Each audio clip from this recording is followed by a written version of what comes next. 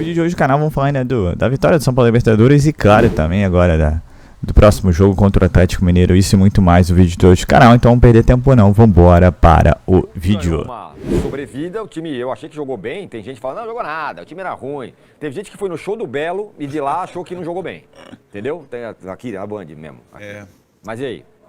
Bom, essa última frase dele, do Sensídio, não é uma ironia, né? Ele falou ultimamente porque há poucos dias o Brasil foi amassado pela Argentina em Buenos Aires, causando a queda do Dorival, técnico da seleção.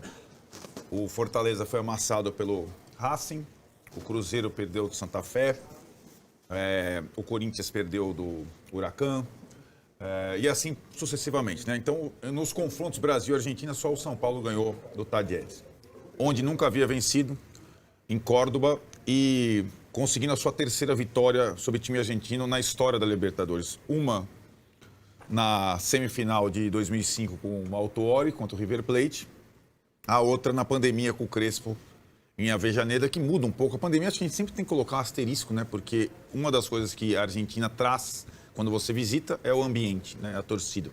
E o Talleres tem torcida, né? Mais de 40 mil pessoas foram ao jogo.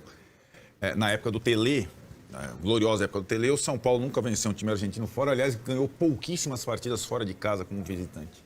Então a expectativa por um jogo de São Paulo na Libertadores, com qualquer técnico, qualquer equipe, é não perder. Ou era não perder até a entrada do Zubeldia, né? Porque o Zubeldia, que talvez complete um ano, ainda não sei, viu, Márcio, ele vai cruzar a linha dos 12 meses, ainda faltam alguns dias. Ele entra justamente para comandar o São Paulo às vésperas de um jogo da Libertadores como visitante contra o Barcelona de Guayaquil, vence. E de lá ele emenda na Libertadores uma série muito interessante, né? Você falou 10 jogos, o São Paulo não perde a 10 jogos, mas o primeiro dessa série ainda era com o Carpini em casa. Com o Zubeldia começam 9 jogos, 5 vitórias, 4 empates, 2 gols sofridos. Melhor defesa da Libertadores ano passado, ele sai da Libertadores invicto. É a maior sequência da história do clube? Com mata-mata no meio disso, né? Não é só a fase de grupos e tudo mais. Então ele já ganhou no Equador. Ganhou do Barcelona, que há um ano atrás, o mesmo Barcelona que eliminou o Corinthians, que ganhou o primeiro jogo dele na estreia da Libertadores este ano. Bom ponto, né? Porque senão vira qualquer um. Exatamente. Empurrou o cara lá na ladeira e pronto. Diferentemente desse ano, quando o Barcelona estava na pré, ele estava na fase de grupos direto e perdeu para o São Paulo como mandante. No primeiro jogo dele. E aí depois ele ganhou no Chile e agora ele ganhou na Argentina. Não precisa ser nenhum especialista no futebol, embora quem acompanhasse a carreira do Zubeldia antes do show do Belo, entendesse que o Zubeldia para torneio sul-americano era uma indicação certeira. Ele vinha do título da Copa Sul-Americana com a LDU, né? Sobre o Fortaleza, eliminando o São Paulo do Dorival, no Morumbi, né? Então, para esse torneio, eu acho que não tem discussão que é o técnico apropriado e que entende a relação do São Paulo com esse torneio, que não é a relação do Corinthians com esse torneio, que não é a relação do Flamengo com esse torneio, que não é a relação com nenhum outro clube com esse torneio. A Copa Libertadores da América, para o São Paulino, tem um significado especial, maior que qualquer coisa, maior que o Mundial, maior do que o Brasileiro, maior do que a Sul-Americana, maior do que o Paulistinha, tem.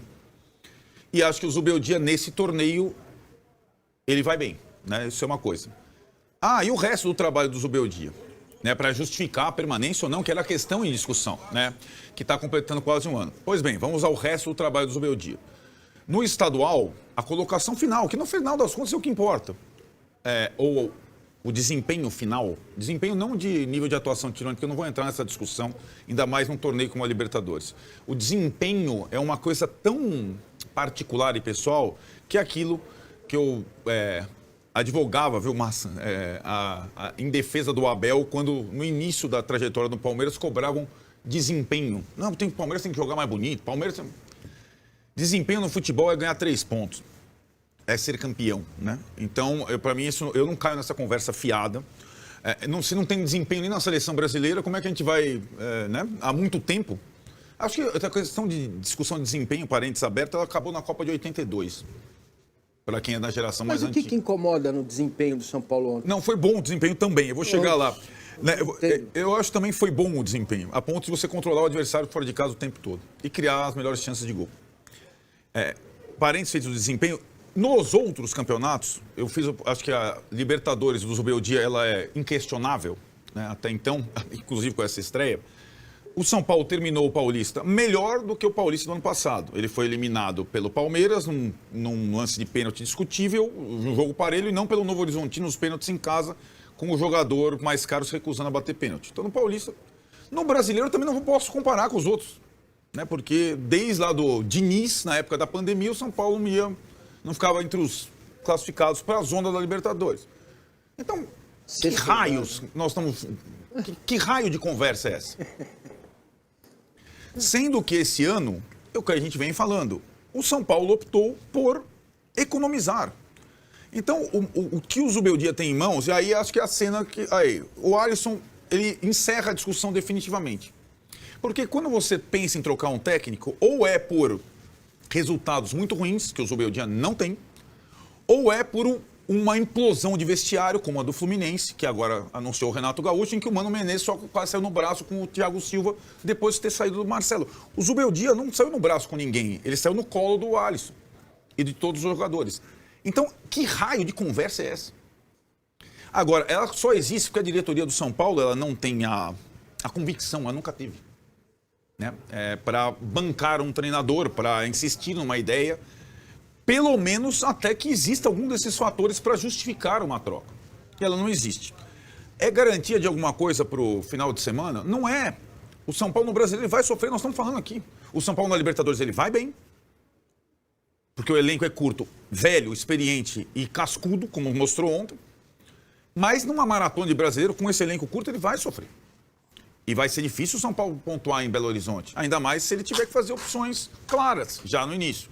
O Oscar não vai poder jogar. O Lucas, a gente não sabe quando volta. O Caleri saiu exausto. O outro, né? E aí você tem lá uma diferença muito grande entre time titular e time reserva. Então, eu acho que essa coisa, como você fala, de sobrevida, ganha sobrevida, nós estamos lendo aqui, é por conta de uma situação criada, que contaminou a mídia que cobre o São Paulo. Tem que, não, mas é isso mesmo. Mas isso, Massini, é o retrato, é a vida como ela é, como disse o Vessone. Ela virou uma bola de neve que ela foi da rede social para a mídia, para a arquibancada, então tem essa coisa, tem essa desconfiança. Mas aí que tá, eu acho que a resposta do Zubeldia não foi a linha de 5 contra o Talheres, que funcionou super bem, não foi o válvula de escape do Ferreirinha no lugar do Luciano, que funcionou. Não foi a estratégia do Oscar numa posição menos desgastante, porque ele jogou no sacrifício, entre aspas. Foi o abraço do Alisson na hora do gol. Isso tem um simbolismo muito grande, né? Então, assim, aí, é isso aí. Mostra, Alisson. É isso. Futebol é isso. Se existe essa conexão num gol de Libertadores, o resto é ficha, é detalhe. E acho que o São Paulo agora tem que trabalhar com alguma convicção baseado nessa imagem, né? Ou na imagem dos jogadores com a torcida que foi a Córdoba 50 horas de ônibus, né? E a torcida é a torcida que não está, por enquanto, interditada, nem lá nem cá, e que tem a condição de continuar promovendo uma conexão entre time e público. Porque, de novo, não é porque venceu o Talheres fora na primeira que o ano do São Paulo será tranquilo. Pelo contrário, o ano do São Paulo será duríssimo. O São Paulo está disputando as principais competições desse ano, diferentemente de outros clubes como o Corinthians, com orçamento restrito. Mas o São Paulo, se tiver coeso, como estão o Alisson e o Zubeldia, ele é capaz de brigar. Na Libertadores ele sempre foi capaz de brigar. E no Brasileiro ele é capaz de brigar para não correr riscos. Esse é o São Paulo 2025. E não o São Paulo do imaginário e nem de, como diria Abel Ferreira, do videogame ou do PlayStation. Ô, Renan, só pra gente fechar, o que a gente pode esperar? O que você espera desse São Paulo contra o Atlético Mineiro? Você já falou que talvez alguns meninos como titulares, mas o que dá para esperar? Projetando o jogo contra o Galo e projetando o Brasileirão do São Paulo, né? Que a gente vai entrar na segunda rodada agora. Até a parada são 12 jogos, no caso agora 11. quase 1/3 do campeonato, então é importante que você, nessa parada, esteja bem no campeonato. Como a gente não iniciou bem, como a gente não venceu em casa, uma coisa que, na minha opinião, para qualquer pretensão que o clube tenha dentro do campeonato, você é obrigado, você tem a obrigação de vencer o Sport, e como não conseguiu, esse jogo contra o Atlético, que é muito difícil, passa a ter um caráter mais relevante, mais importante, do ponto de vista do resultado. Mesmo assim, eu espero uma formação com 3 zagueiros, aí muito mais específica, né, a variação só lá depois, 3 zagueiros especificamente. Não acredito que o Oscar jogue de titular, sinceramente. Eu acho que ele vai preparar o Oscar para o jogo seguinte da Libertadores, no meio da semana que vem, eu acho. Aí, nesse sentido, pode ter alguma mudança, quem sabe o Matheus jogando ali. Acredito que o Caleri não jogue de titular nesse jogo, acredito que jogue o André, e um detalhe, concordo com o que o Arnaldo falou a respeito do Caleri. Ele tinha que jogar titular ontem e jogou bem, principalmente o primeiro tempo. Ele fez um bom jogo. Por um detalhe, não fez um gol que tiraria completamente o peso dele. Ele precisa disso. Ele precisa rapidamente fazer um gol, balançar o barbante. Mas ele fez um bom jogo. Ajudou pra caramba, disputou. Ele foi aguerrido ontem, como eu não vi no sábado. Depois que ele perdeu o pênalti, ele estava até andando meio arqueado, assim, cabisbaixo, sabe? Não sendo aquele cara que não... Porra, ontem ele não desistia de uma bola. Porra, ontem é o Caleri que eu gosto de ver em campo. E é aquele lutador que eu, sabe? Que briga por todas as bolas, que disputa todas as bolas, que sobe de cabeça dentro da área, que tá ali disputando, e uma hora vai sobrar para ele. Ele se mantendo assim, uma hora vai sobrar. Mas acredito que o André vai jogar. E pode ter também uma substituição ali na zaga, né?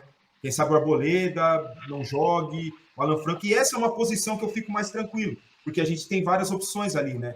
Essa aí é uma posição, né? As 2 alas e o miolo central ali dos 3 zagueiros, você pode ali fazer uma substituição, dar um descanso, dar uma folga para um ou para outro, que você mantém, na minha opinião, um nível bom de atuação por parte dos jogadores. Essa é uma posição que a gente está tranquilo.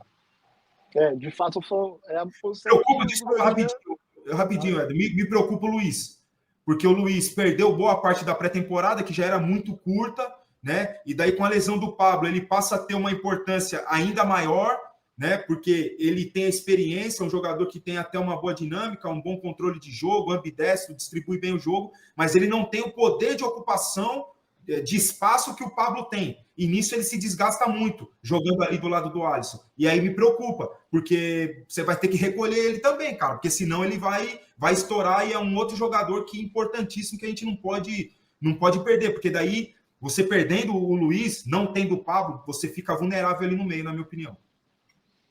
O Luiz perdeu acho que 2 treinos, foi bem no finalzinho, que foi depois do primeiro jogo, né?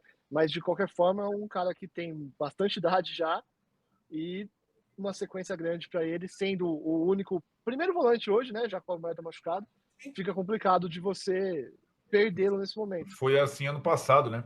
Ele teve que jogar todas e já está provado que Bobadilla e Marcos Antônio, aliás, eles precisam se esforçar bastante para serem os segundos. Os primeiros eles não são. Mesmo com 3 zagueiros, eles comprometem na frente da zaga, eles não sabem ter posicionamento ali. Então, é aquilo. A partir do volante, é carência, velho. Aí, só não tem carência a partir do volante na posição do comando do ataque. Agora, o resto tá tudo carente. Um detalhe a respeito do Luiz. Eu, no momento, não sei se já é no próximo, mas no momento de tirar, eu colocaria o Negruti. E colocaria ele numa posição muito específica. 3 zagueiros, ele é à frente dos zagueiros e dando liberdade para o Alisson. Porque ele tem ali um poder de marcação muito forte. É jovem, né? Tem um vigor físico muito bom, muito forte na marcação, tem uma boa saída de jogo curta ali, ele pode fazer muito bem essa iniciação de jogo e daria até mais liberdade para o Alisson. Entendeu? Então, essa posição específica eu daria uma oportunidade para o Negruti no momento que ele decidir e dar um respiro aí para o Luiz Gustavo. Como é que está o termômetro agora, depois dessa vitória na Argentina? As escolhas do Zubeldia, elas foram muito bem avaliadas ao final da partida pelo resultado. É óbvio que se tivesse um empate, a situação ia ser um pouco diferente, porque a crítica externa ela ia ser muito maior. Até o intervalo, até a metade do segundo tempo, pelo menos na onda do Twitter ou na onda do X e das redes sociais, Era aquela coisa, o negócio estava pesado em cima do Zubeldia. Assim, ele chegou para ser o reserva do Wendel, e o Wendel hoje é o reserva dele, né? Então, assim, não foi um jogo vistoso, mas doído.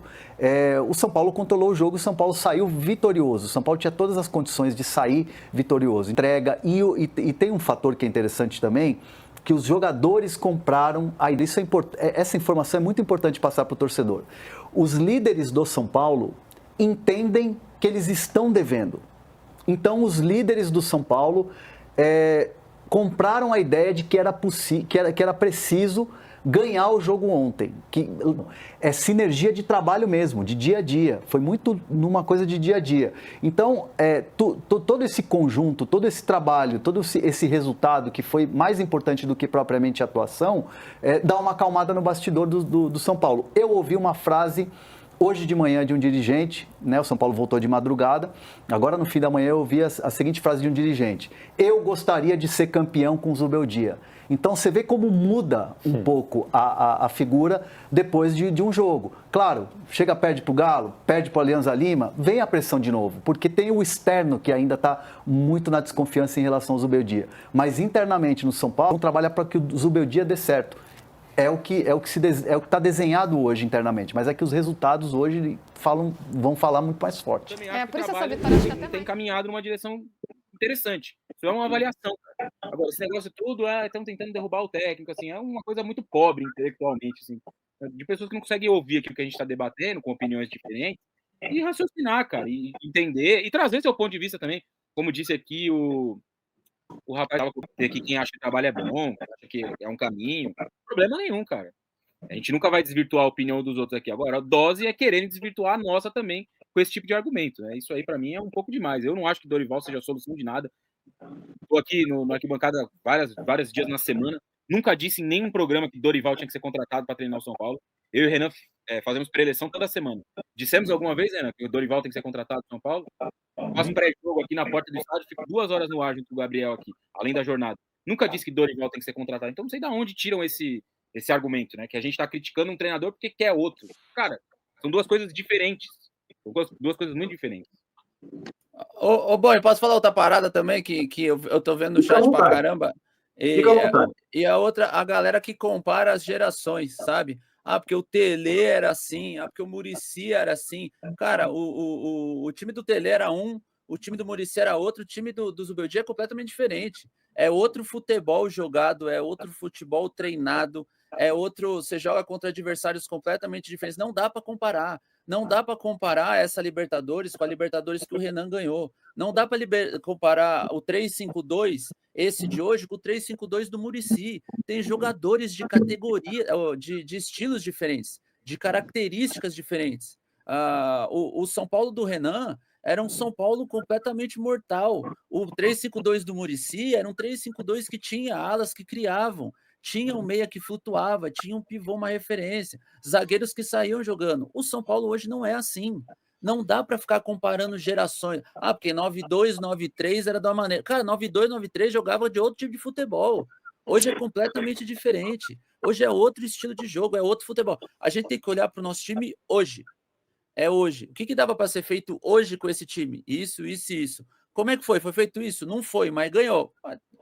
Se a galera que gosta do resultado, tem uma galera que anda comigo no Discord que fala aí, o senhor é livre, o mais importante é os 3 pontos. Eu falei, ok, mas a hora que eu vejo o jogo, eu olho, e aí o que me deixa frustrado é que eu sei que esse time consegue entregar mais, de um jeito certo. Eu, diferente do que muitos no chat acham, eu não acho esse time limitado. Eu acho que esse time tem várias limitações com jogadores de qualidade técnicas absurdas. Ele só é mal escalado, mal montado, mal orientado. Essa pessoal, a vitória ainda chama atenção porque parte principalmente da mídia tricolor ainda bate muito pesado com relação ao desempenho do São Paulo, que não foi ideal, blá, blá, blá, blá, blá. Porém, contudo, entretanto, todavia, São Paulo venceu, cara. E muita gente parece que não venceu, ou parece que estavam torcendo contra, mas, gente, o importante é a vitória.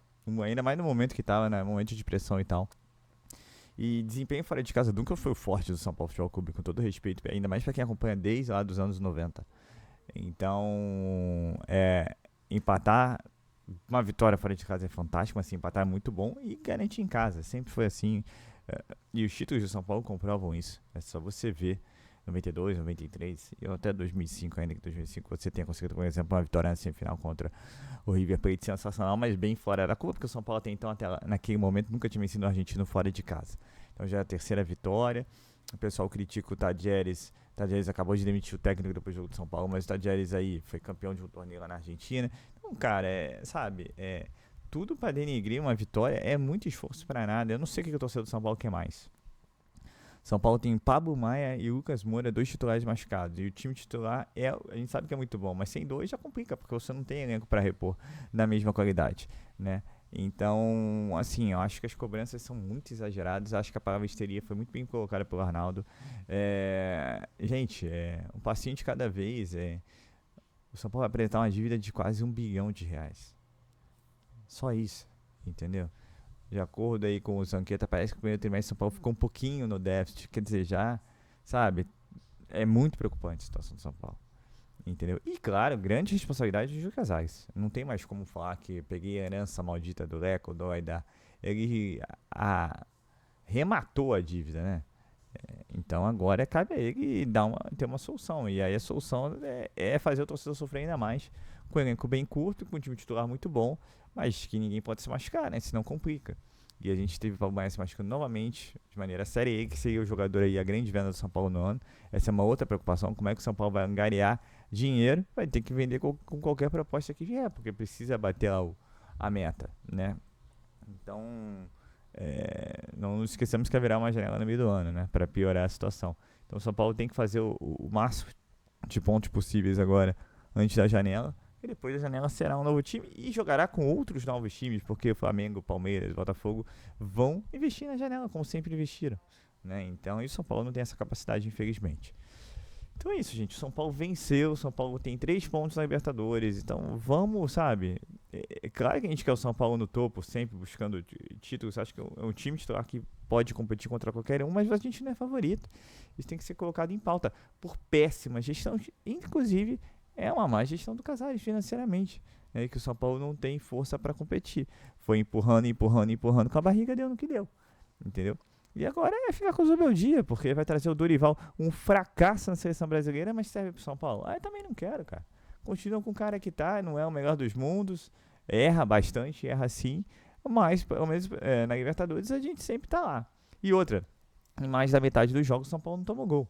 Porque descobriu-se que com 3 zagueiros a coisa melhora, né? Fica melhor para todo mundo. Perde um pouco lá na frente, mas defensivamente o São Paulo é mais seguro, né? O São Paulo não jogou nada contra o Tadieres. O Tadieres também não jogou nada contra o São Paulo. O São Paulo não teve ameaço, né? E o São Paulo fez o gol. Tudo bem que não é falha do goleiro adversário, mas isso também faz parte do jogo. Quantas vezes o Rafael não falhou. E teve um outro gol anulado por muito pouco, do Caleri, que o Oscar estava impedido. Então, gente, vamos aguardar. Vai ser um jogo complicado agora, fim de semana, contra o Atlético, porque vai ser time de misto para reserva. E vai ter que botar os garotos, né? O que a maioria do pessoal quer ver. Então vai ver os garotos. A gente espera que eles já estejam em um nível de competitividade profissional. Entendeu? Mas vai ter que ter paciência. É isso. Ter paciência e rumo aos 45 pontos. Todo campeonato brasileiro eu falo isso, né? Rumo aos 45 pontos. Esse mais do que nunca. E seria importante São Paulo buscar um pontinho fora de casa. 3 seria maravilhoso. Mas se vier com um pontinho, não reclamo não. Então é isso, pessoal. Eu sou Marcelo Mazorra do canal Mazorra SPFC. Se você quer ficar ligado nas últimas notícias, nas novidades do São Paulo Futebol Clube, não deixe de se inscrever no canal, ativar o sininho para notificações se puder nesse vídeo. Como eu sempre peço, deixa aquele likezão, tá ok? Saudações e cores, uma ótima sexta-feira a todos e valeu!